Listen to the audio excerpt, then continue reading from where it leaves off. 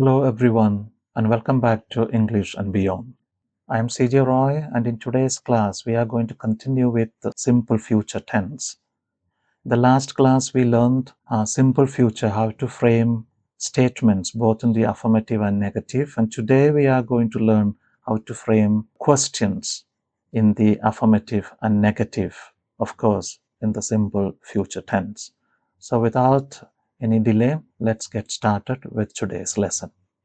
So here we have a simple future, affirmative questions, framing affirmative question in the simple future. So first person, let's start with, and as I said, whenever we frame any question in any tense, we need to start with the auxiliary verb used. And in the last video, we learned about the statements, and there I told you about the modal auxiliary that we will find in the future tense. And this will appear in all future tenses. Whatever tenses that we are going to learn again in future, you will find this will or shall used. So will or shall shows the futurity. So in every future tense, this will be, not just in the simple future that we are learning today, but remember, will or shall will be there in all future tenses. So auxiliary verb is the first one. So naturally will come, followed by the subject, whatever the subject that you are using. First person singular, we have I, so will I, and then the root form, easy, and then the root form, write a letter every day.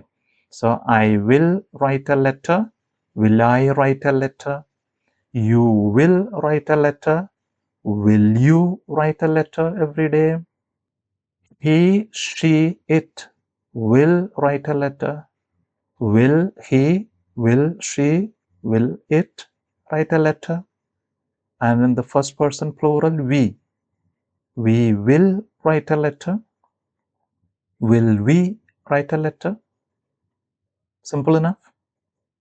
And the third person plural, they will write a letter, will they write a letter. So this is the format, the same pattern, just like the present and past. Questions are always framed by putting the auxiliary verb first, and then the subject, then the verb, and whatever comes after that. That is the format. Make it clear, in a statement, it's always subject plus verb.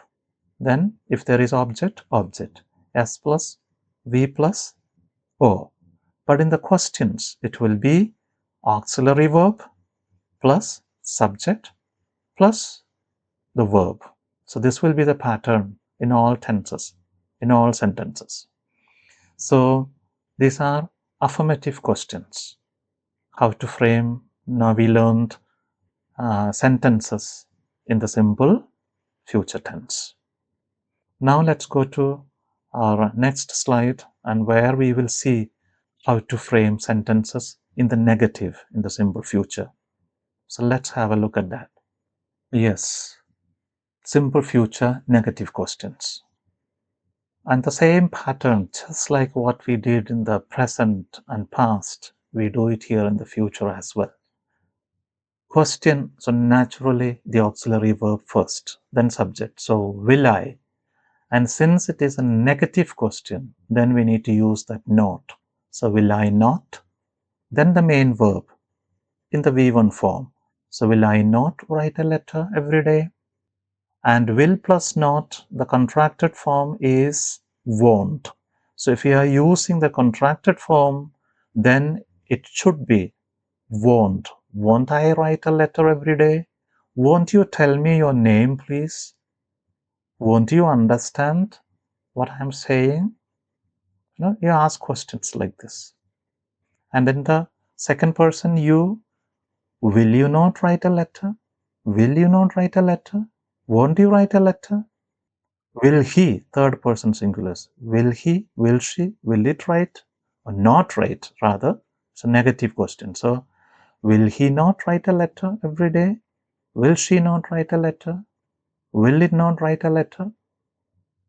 And then we have plural, we. So, how will you use that one? Easy. Will we not? We will not. becomes will we not. Will we not write a letter every day? Or else, won't we write a letter every day? Remember, if you use won't, do not use the not again. This is one area where students tend to make mistake here. So we need to watch out for this. And third person, no, will they not write a letter? They will not write. Will they not write? Won't they write? I will not come to school today. Will I not come to school today? She, Mohini, Mohini will not talk to me. Will Mohini not talk to me? My mother will not agree to it. Will my mother not agree to it? Won't my mother agree to it?